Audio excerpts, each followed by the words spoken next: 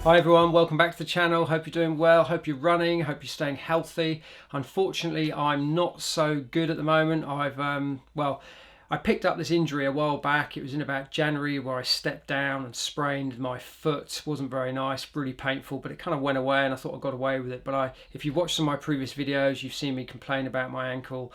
And one of my subscribers actually picked me up on it, so thank you very much. He said you should go and get that checked out, and I did.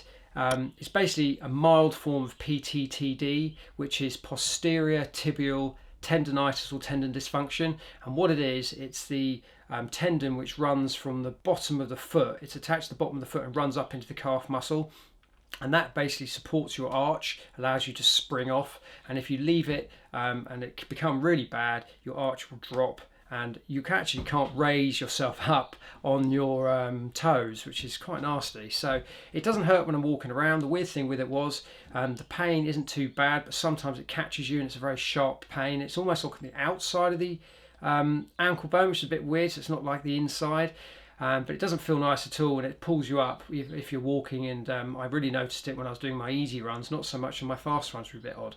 Anyway, this video is going to just show you some of the techniques I'm going to use, which hopefully will increase the recovery time, so I can get back running as quick as possible, and yeah, just make me feel a bit better about things. So the first thing I'm going to use is a Compex machine. I don't know if you've come across one of these. They're pretty cool. Physios use that sort of electro stimulation sort of process, that technique, quite a lot. I think it works really well. I've got my hands on one of these, and what it is, you get one of these little units here and you can set it up, get these stim pads or electrode pads, and they stick onto your I'm going to put them basically on my calf muscle on the inside, top to bottom, and also underneath my foot. I'm going to put 2 pads there when I use it, and it's just going to get some nice blood flow to it, because as I said, don't get much blood flow to where this tendon is. And you get these little modules here, which are pretty cool. This is the wireless version, which is quite nice. Yeah, going to use that. So that's going to be the first thing I'm going to do. I'm going to use that probably every day, and just you sit and relax with it for about 20 minutes. The other thing about what's really nice about this is you can do massage on your body over different parts of your body, like your calves and your thighs and things like that. So it's a pretty cool bit of kit. So that's the Compex. Then the next thing I'm going to be looking at is my trusty massage gun.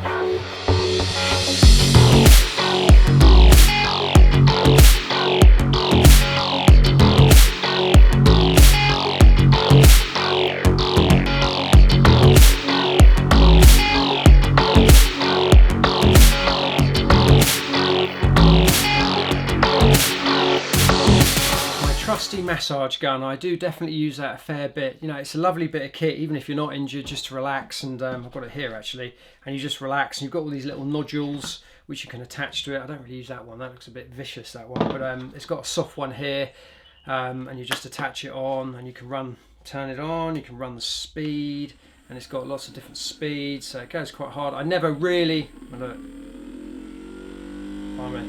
that's quite fast.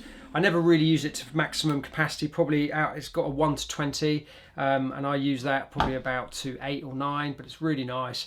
And that just, again, just works through up and down where the ankle is, all the way up to the calf inside, and just working that, improving the blood flow, getting it nice and relaxed, getting it nice and, yeah, just warm it up. And I'm going to do that every day as well, probably after doing my Compex.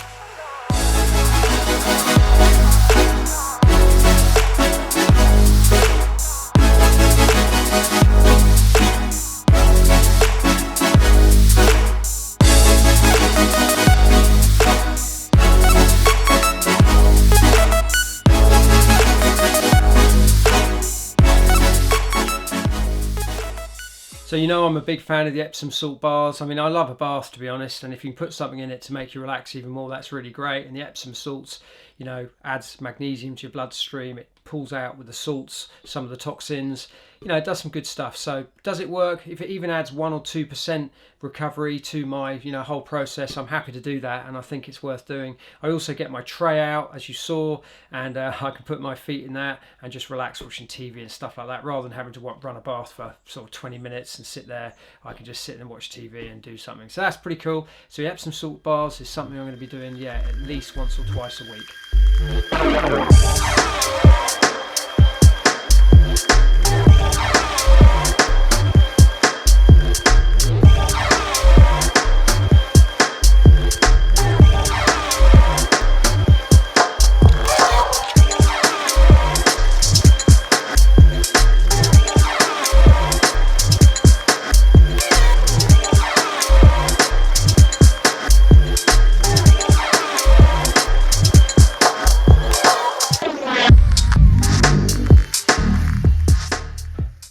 So strength training is a big thing I'm going to be doing. My physio's given me some, well, I've got 3 exercises at the moment, and I went to see her yesterday, and I've got 1 more now, just slightly more advanced, just building up the strength in those ankles. What's amazing is when you actually do these exercises, you realise how weak your ankles are. She's a Pilates instructor, so she is super fit and super strong. And when I do the exercise, I'm wobbling all over the place, my stability is pretty poor, and you think, wow. So I can really work on that. So first exercise is to get this ball, and we put it between my feet and where the ankle bones are, and you squeeze those ankles in, and then you just lift up to your heel, and then you come back down again, and you're always squeezing. And the point of this is to keep the pressure on, so you're working the inside of your calf muscle, not the outside, and it's running that, again, that muscle running up from the ankle all the way up to the calf, and that tendon, and we're strengthening all those parts, and obviously also strengthening the arch of the foot as you're raising and lowering. So you do that as your first one, then you slightly do a further advanced one where you leave the ball there again in between your 2 ankles. You're always keeping pressure, pushing in, and you then do squats. But what you do before you do the squat is you raise up onto your heels, so you're now on your toes, and you keep in that position, and then you do squats, nice and easy, up and down. And yeah, probably do 20 of those. It's pretty easy to do that, but what you feel is the burn in your ankles, which is really good. So you know you're strengthening that part and that area, which is excellent. Then we become slightly more advanced, which is where you put the ball between your knees, and then you raise up. You put the ball between your knees, and then you squeeze your knees together to a point, and then you lift one leg up, and then you raise up onto your toes, and then come back down again. If you have PTTD really acutely, you actually can't do that at all, which just sounds horrendous. So don't want to be getting that. So anyway, you keep doing that. Now that is really hard, so I'll probably be doing a 3 sets of 10 of that, and then just see how I go. We're going to obviously do it on both sides, not just focus on the left. And again, we're focusing on strengthening the inside of the calf muscles. I will be doing other strength exercises around that, you know, my upper body, doing some squats and things like that. But just at the moment, we are adding this into my sort of strength training, which I do every week. Then finally, which I haven't done yet, is you then stand on a staircase, and you hover your 1 foot off the edge of the step.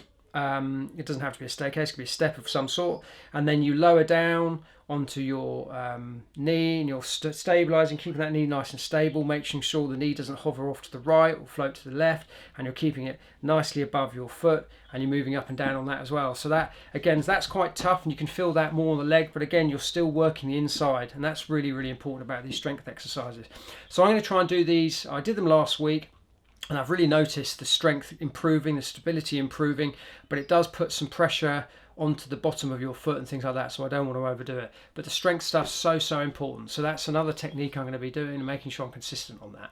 And finally, I'm putting a temporary orthotic into my shoes, which I've been given, and this is just heated and molded, and we put a little extra one on my left. So again, it's just supporting that arch, giving it a bit of support, making sure it doesn't collapse. It has lowered slightly, which was concerning, and just putting this orthotic in on my daily shoe, the shoe I'm just going to be walking around with all the time. I've worn that now for a week, and it's a bit weird because you put orthotics in. I'm not a fan of those, so it is just a temporary fix, but it's it's a bit weird, but you get used to it after a while. But hopefully that will just help out and keep that nice and foot nice and stable, because we don't want that arch dropping.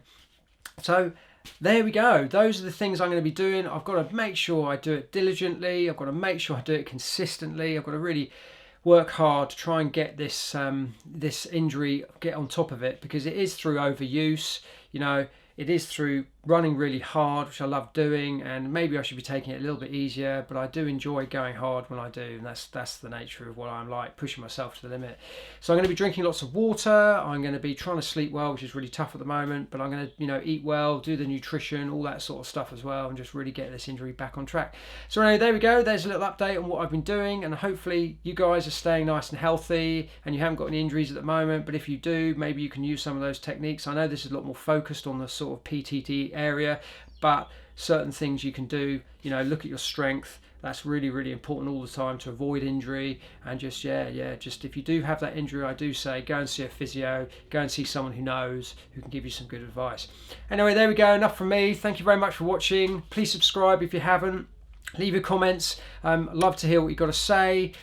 Give me a thumbs up, give me a like, press the bell, all sorts of things you can do to keep the channel going, really growing. I'm moving close now to 1,000 subs, so pretty excited about that. So again, thanks for supporting me, and we'll see you in the next video.